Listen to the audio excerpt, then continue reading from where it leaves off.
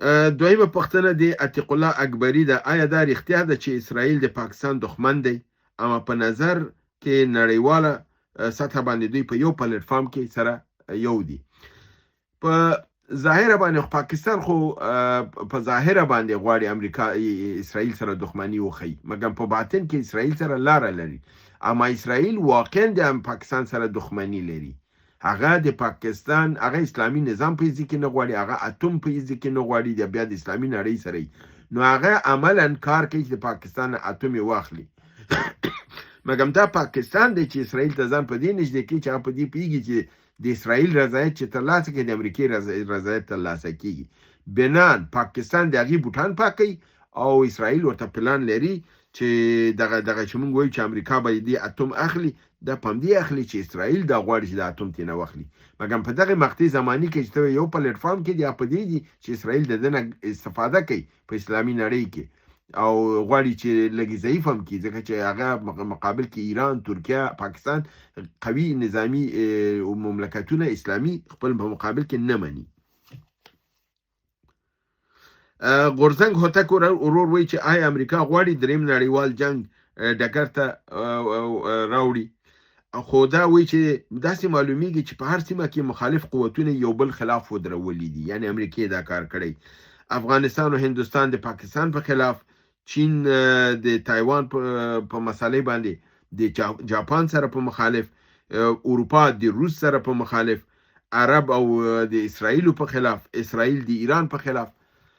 نو دا واقعیتونه دي دغه چې دغه ټول د جنگونه په سیمو کې شته دي، یو د بل په مقابل کې. هم دغه جنگونه دي چې ورو یا دا دی چې یو سټلمنت خواته ځي، یعنی آرامش خواته ځي، او یا دا دی چې لوی جنگ خواته ځان دغه کوي او دغه په نتیجه کې بیا لوی بدلونونه راځي.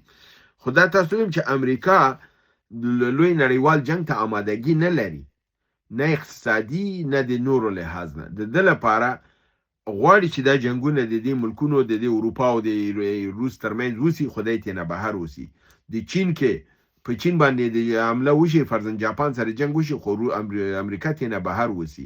نو امریکا د جنگون نه ځان بهر ساتي چې تر څو بیرته وده وکړي او نور مملکتونه خپل منځ کوي. نو په دې اساس دا درته ویل شم چې دریم نړیوال جنگ ته زړه نه ښه کوي، مګر د دې جنگونو په اساس غواړي چې بعضې دښمنان تضعیف کړي. لکه د یوکراین په جنگ کې دی غواړي چې روسیه تضعیف کړي او دوی خپله په برترۍ ترلاسه کړي. په دې اساس باندې بعضې وخت کې په دې منتج کېږي چې ته غواړي یو څه، اما هغه جنگ او دا د لاس نه وځي، بیا په یو لوی جنگ بدلیږي. که چېرته فرضاً دوی روسیه ډېره په تنګه کړي، خو روسیه بیا په اروپا باندې برید کوي. که دوی چین ډېر زیات په تنګ کړي، بیا چین خو په کوریا جنوبي باندې برید کوي چې هلته د امریکې اډه ده. بیا خبره د دریم نړیوال جنگ خواته خود به خوده په دې ځي چې ته به غټ قوتونو سره هغه ټکر به نه کوي. نو د دې لپاره دوی نیابتي جنگونه کوي، یو د بل مخامخ یو بل سره نه راځي. که مخامخ د مسله شي د نړیوال جنگ ته برابرېږي. بل عزیز په نامه ورور وایي چې د الجولاني مقابل کې چې کومه ډله ولاړه ده، آیا ایران به د دوی سره جوړ راشي چې دوی تقویه کړي؟ ممکنه ده چې ایران دوی تقویه کړي، لپاره دی چې د دښمن دوست ګڼل کیږي، ولو که دوی د عقایدو د لحاظ نه یو بل نه فاصله لري. همدا د الجولاني ډله چې جولاني سره وه، دوی د ایران نه نفرت لري. مګر اوس چې چون بیرته د امریکا او د اسرائیل په مقابل کې جنګیږي او شاته کومک ته ضرورت لري، که دغه کومک ورته ایران ورکړي، بالکل دا مرسته دوی اخلي. او ایران هم د ده لپاره چې خپل دښمن تضعیف کړي، دا مرسته حتما ورسره کوي. لکه څنګه چې اوس حماس والا چې دي، حماس د عقیدې لحاظ سره خو د ایران سره ډېر فرق لري، مګر چون هلته هدف د دوی د اسرائیل په مقابل کې یو، نو حماس او ایران سره نږدې شوي وو او ایران ورسره مرسته کوله. نعیم جان خطرناک زدران وایي چې آیا روان کال پاکستان به سقوط وکړي که نه؟ د دې پوښتنې ځواب ما څو ورځې مخکې ورکړی و چې ممکنه ده ویل کېدل امریکایانو خو دا پیشبیني وه چې 2015 تر 2015 پاکستان نه وي. خپله پاکستاني میډیا دا وایي چې ممکنه ده دا تر 2013 پورې ده کې. مګر اوس چې حالات څنګه روان دي، اوس پیشبینیګانې دا دي چې 2016 کېدای شي د پاکستان د ټوټې کېدو د زوال کال وسی. نو دا ځواب ما ورکړی و. هغه دوست ما ته ویلې چې ما برنامې ټولې اورېدلې دي. وروره برنامې دي درستې نه دي اورېدلې. دا ځواب هلته موجود دی.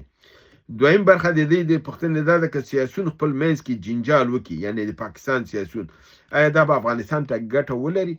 بالکل که چېرته سیاسیون خپل په منځ کې اختلافات وشي او ذات البیني جنګونه د دې منځ کې راشي، په هغه صورت کې بیا بالکل حکومت هم تضعیفه کیږي، نظام تضعیفه کیږي او مقابل کې دښمن ته، یعنی څوک چې دې مقابل کې جنګیږي هغې ته چانس دا پیدا کیږي چې نظام په اسانه سره ووهي.